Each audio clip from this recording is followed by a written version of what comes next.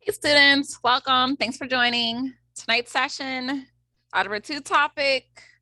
We will do some more examples solving how to write a polynomial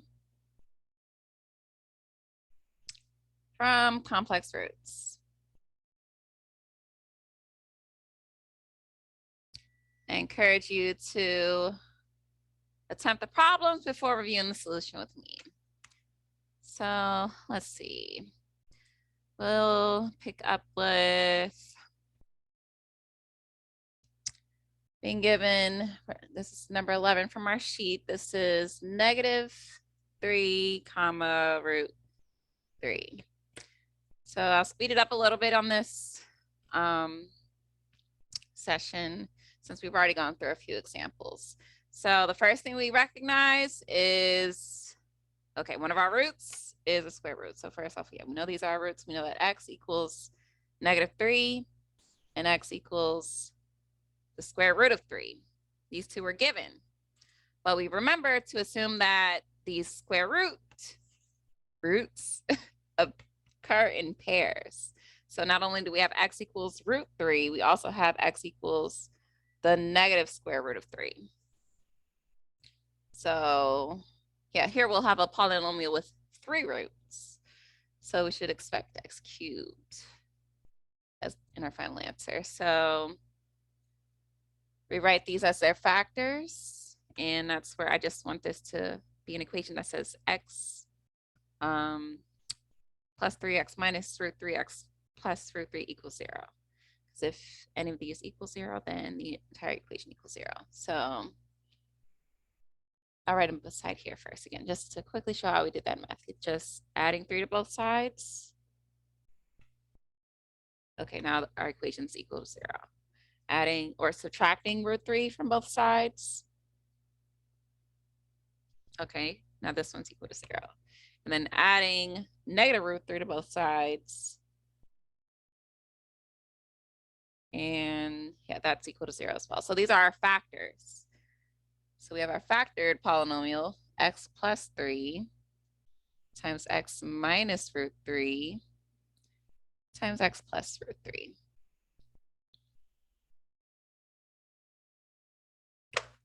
And we remember our difference of squares pattern. Diff of squares.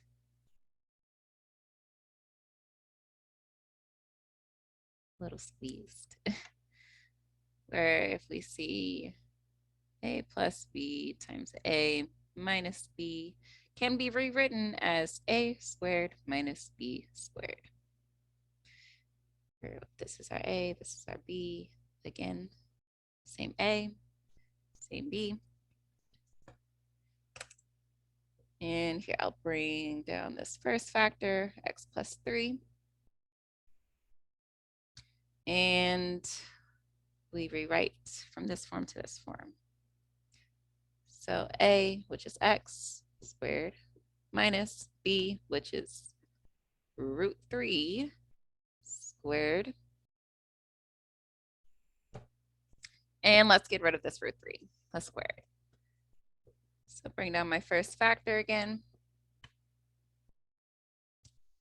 X squared, and root 3 squared is 3. So minus 3.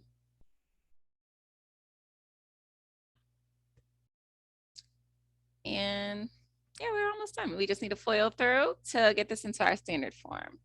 And here, I'll show a different method this time. X and 3, x squared, and negative 3. What we call this, students have called this what their box method. Just put each term from one factor along the top, each term from the second factor along its side, and fill in your grid. Another way to help keep your work organized and to make foiling a little simpler. So x times x is x cubed. 3 times x squared is 3x squared. Negative 3 times x is negative 3x. And negative 3 times positive 3 gives us positive 9. And we don't have any like terms. We have x cubed, 1x squared, 1x, and then one constant term. So nothing to be combined. And we could just write these with the exponents in descending order to have our polynomial in its standard form. So x cubed plus 3x squared minus 3x plus 9. Polynomial of degree 3, we began with 3 roots. Makes sense. And can we check? Do we have a answer key for this? This is our number 11. X cubed plus 3x squared minus 3x minus 9. Excellent. Oh, minus 9. Yeah, I missed it here. -3, +3, -9, -9. So be mindful of your negative signs. So get that all down for your notes. Okay. These should be getting easier.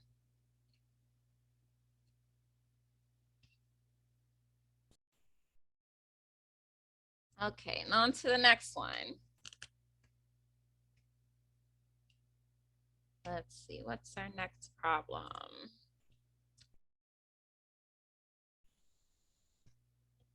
Okay, one with a complex root. So, okay, hop into number 12.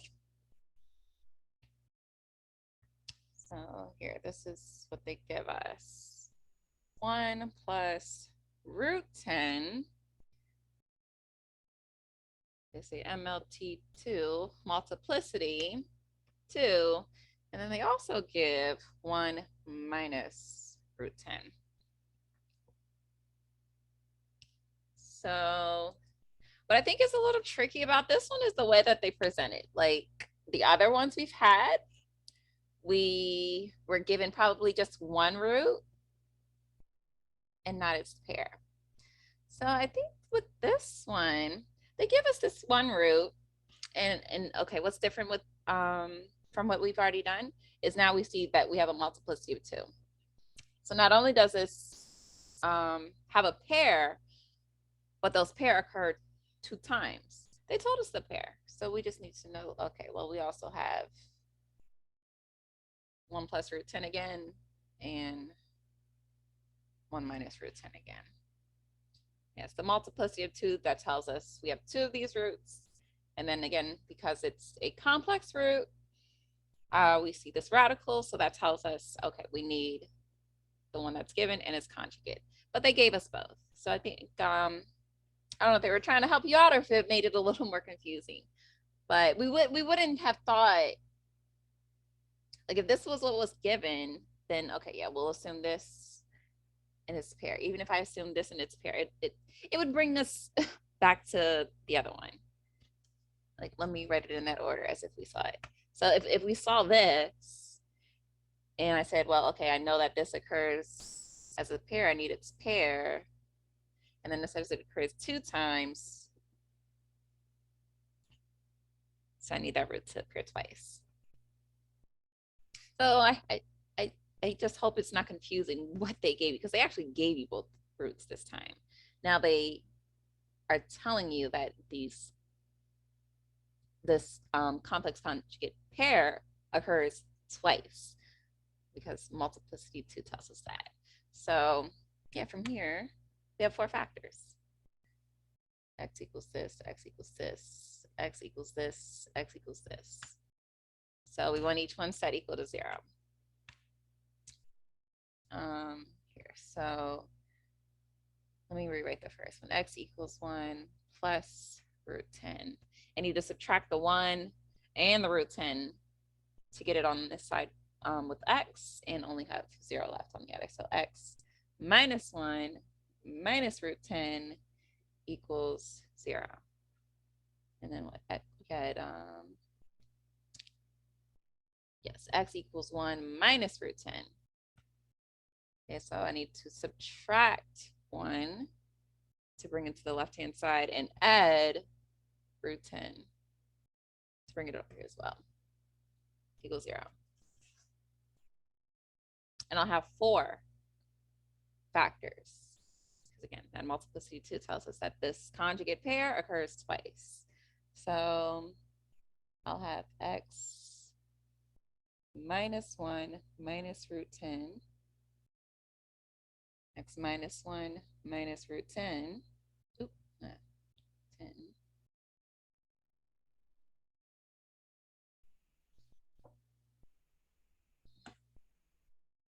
Tidy that up.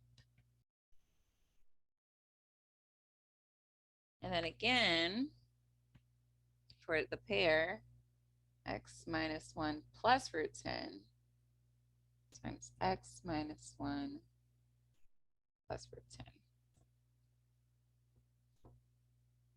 So yeah, 1 root with its pair occurring 2 times. So we'll have 4 factors, so this should be a polynomial of degree 4. And we can still recognize our difference of squares pattern here. So here, let me make our little sidebar, difference of squares, which says a minus b times a plus b, either order, so long as one is minus, one is plus, and the first terms are like, the second terms are like. You could say a squared minus b squared. So instead of just having a single term or single digit, I'm going to group this together.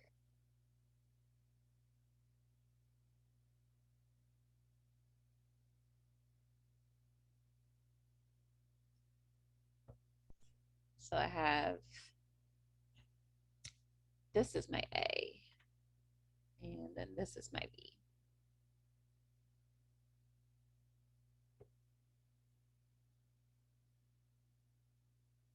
I think it might have been a little less confusing to rearrange it negative, positive, but we have 2 and 2, so we know we'll end up with 2 factors that look like this. So our A is x minus 1 squared, a squared. Our B is root 10 squared.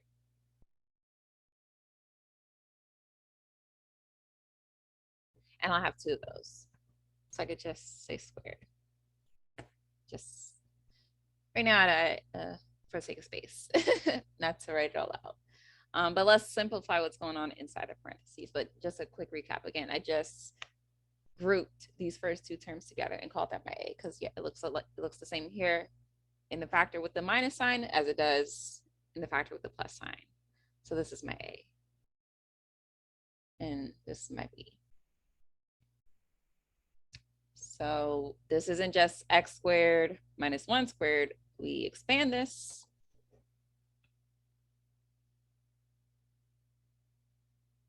And yeah, we'll do x minus 1 minus root 10 squared, just 10. And all of this will be squared because we have 2 of those factors. I could have wrote it out again, but yeah, we have 2. So to the power of 2. And let's FOIL this through. So we'd have x squared minus x plus 1 minus 10 squared. X times x is x squared. X times negative 1 is negative x. Negative 1 times x. Negative x again. Negative 1 times 1, positive 1. Do your box method, do your x, whichever is going to allow you to get from here to here. And I could combine like terms here because I have negative x, x squared minus 2x, and I have 2 constant terms. Positive 1 minus 10 gives me minus 9, and this is still squared.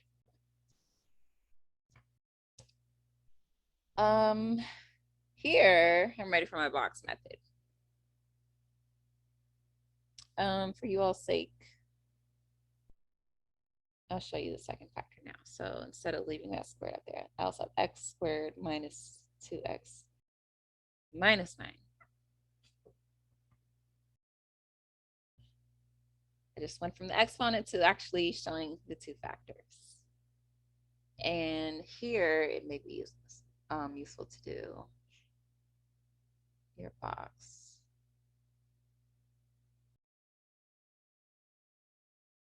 My 3 terms from my first factor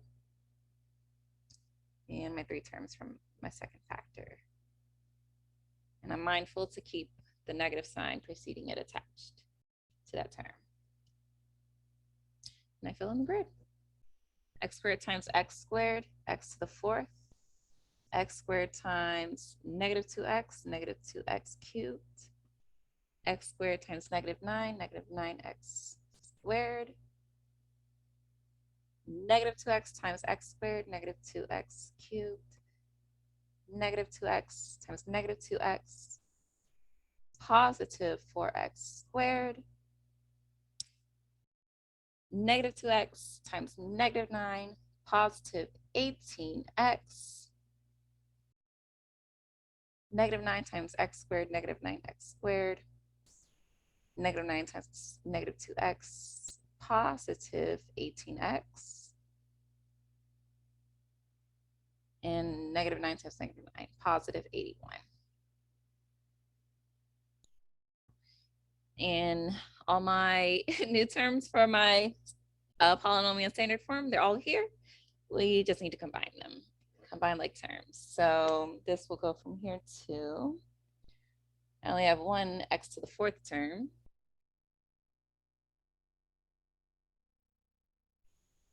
X to the 3rd, x to the 3rd. So negative 2x cubed minus 2x cubed, negative 4x cubed. Those are all my x cubed. Negative 9x squared, negative 9x squared, positive 4x squared. Negative 9, negative 18, plus 4, negative 14x squared. I'm just combining all my like terms, all my x squareds. On my x's, 18x and 18x, what's that, 36x. And I only have this one constant term, 81, perfect. So this is our polynomial from the 2 given complex roots in standard form. And here we could even do a check. We have an answer key with this. That makes it easier. Let's see. X to the 4th minus 4x cubed minus 14x squared plus 36x plus 81. Excellent, we got it. So the challenge here is keeping track of your work when you get down to this point. We've gotten to understand these roots occur in pairs. Depending on your text, your instructor, wherever you're getting the work from, be mindful of how they give it to you. They gave us the pair, and then they said it's a multiplicity of 2. So we didn't have to assume the pair, but we did have to understand, oh, well, this will occur twice. And from there, got our factors. We're still applying our difference of squares pattern.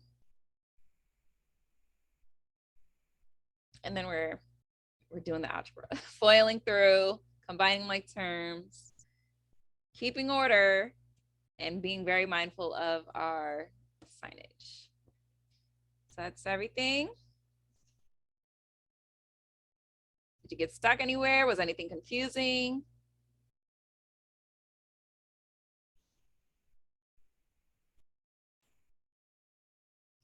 All right, let's try to make it through 2 more. These aren't going to get much more challenging. I think that last one was really as difficult as this can be. So here for 13, okay, it just says negative I multiplicity I'll write it out for you. Multiplicity 2. Yeah, this one, it's a bit less to work with compared to the last one. They give us only this one root, and say it occurs twice, multiplicity 2.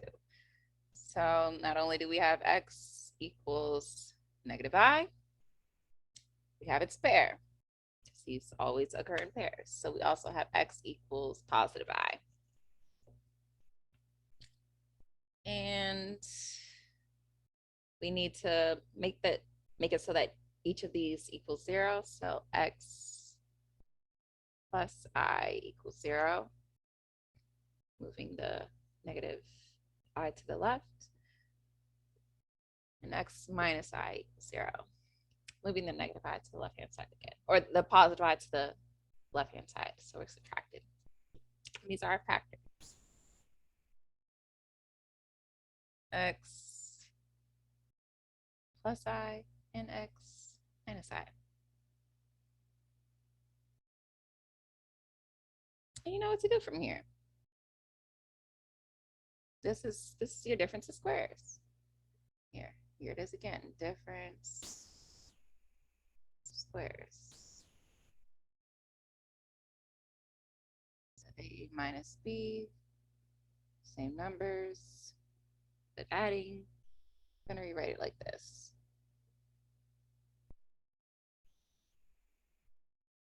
This is the A, this is the B, again the A, again the B, x squared minus b squared, or a squared minus b squared, x squared minus I squared.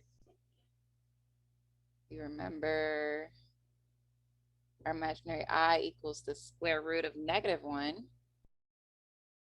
So we understand that I squared is equal to -1. Let me just substitute that where we see I squared. So this goes from to x squared minus, the minus sign is still there, I squared, its value is -1. Oh, and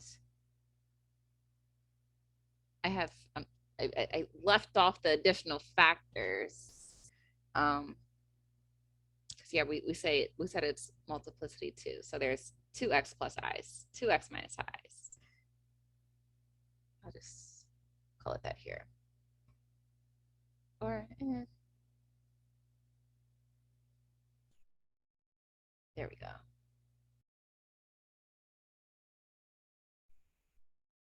And we recognize the difference of squares pattern within it.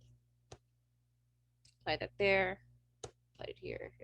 Let me put a square root symbol, or a square exponent there, and get rid of this double negative. So x equals x squared plus 1 squared. We're not in standard form. Let's expand this. Write out its 2 factors.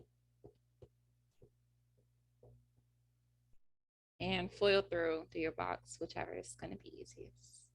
So I'll have x to the 4th plus x squared plus x squared plus 1. And these are the only 2 like terms to combine. So we're left with x to the 4 plus 2x squared plus 1. And a check against our answer sheet. What's this third? Number 13, x squared plus 2x squared plus 1. Yep, this was even simpler. Getting the hang of it? Get that down for your notes. We got one more.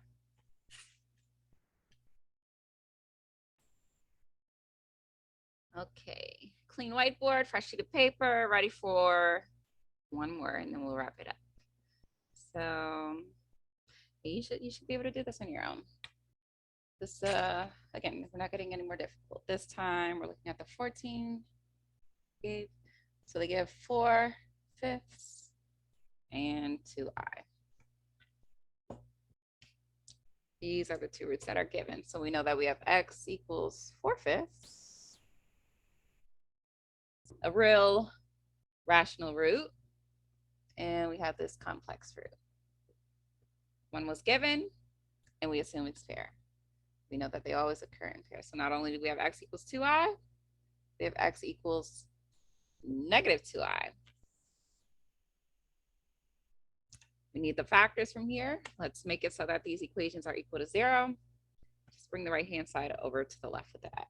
So we'll have x minus 4/5 equals 0. X minus 2i equals 0, and x plus 2i equals 0. We got three zeros, so this will be a polynomial of degree 3. Let's line it all up. X minus 4/5 times x minus 2i times x plus 2i. What do we do now? What do we recognize? You got to be in it by now. Difference of squares pattern. What does our difference of squares formula look like? Two factors with an a and a b, an a and a b. One's being added, one's being subtracted. That's exactly what we have here. An a, a b. One's being subtracted, one's being added. So this will be rewritten as a squared minus, because it's difference of squares, a squared minus b squared.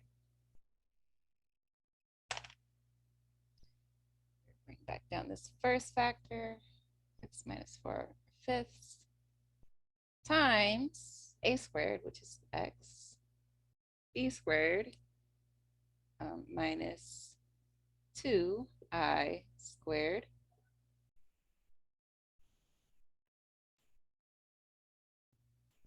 And let's square everything inside this parentheses here. And we're going to square the 2 and the I. So we get down that factor, bring down x squared minus 2 squared times I squared. And the exponent goes to both terms. Times x squared minus 4 times I squared, which we said, and we say I is the root of -1. Remember, I squared is -1 then.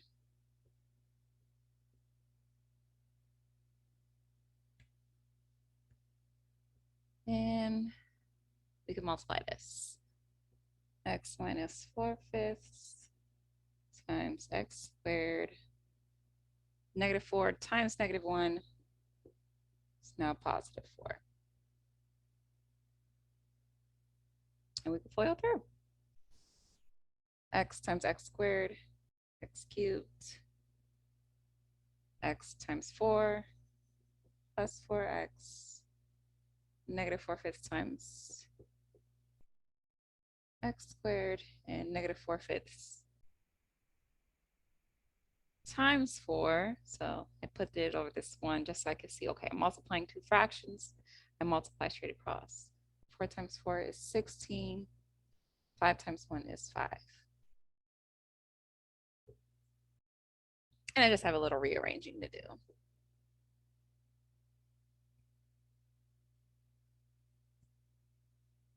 X cubed first, x squared exponent second, plus 4x minus 16/5. And I'll leave that fraction just as it is. Look back at our answer sheet.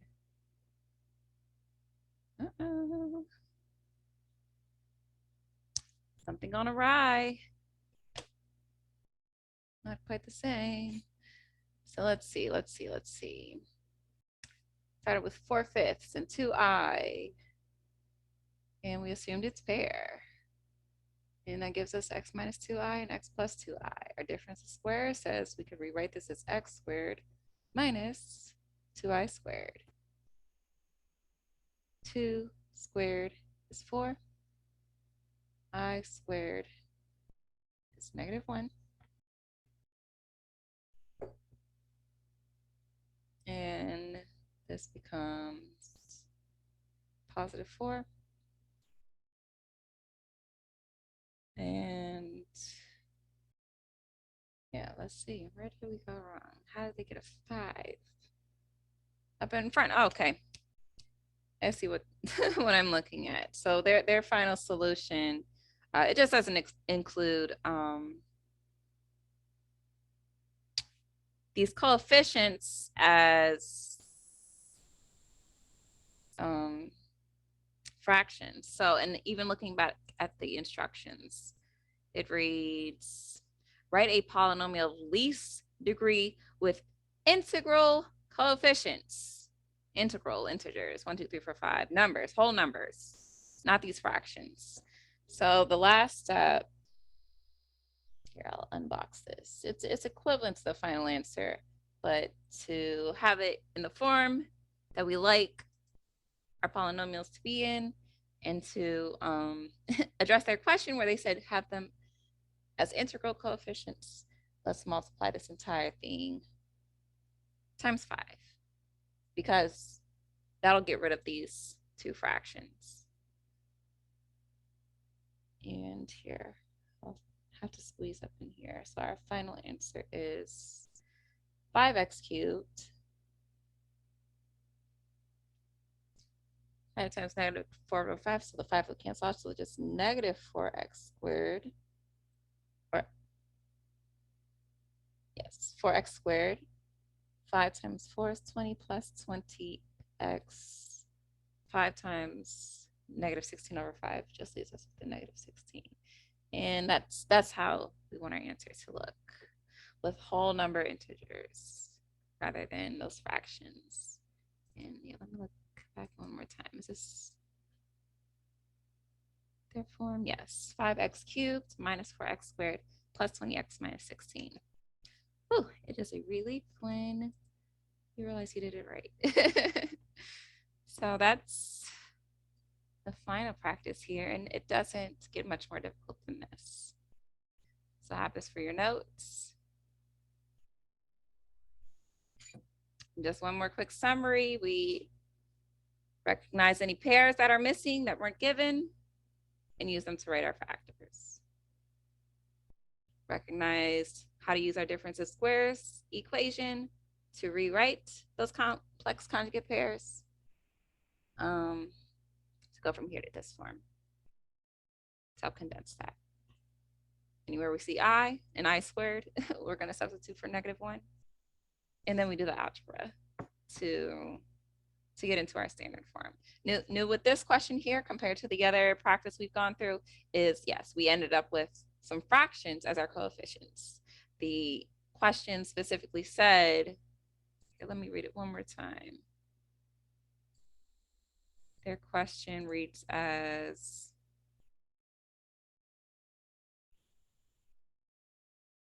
write a polynomial function of least degree with integral coefficients that have the given zeros. So yeah, with the integral coefficients was the key part that told us, oh, we cannot leave these fractions here. Yeah, let's multiply it out and now just get whole numbers.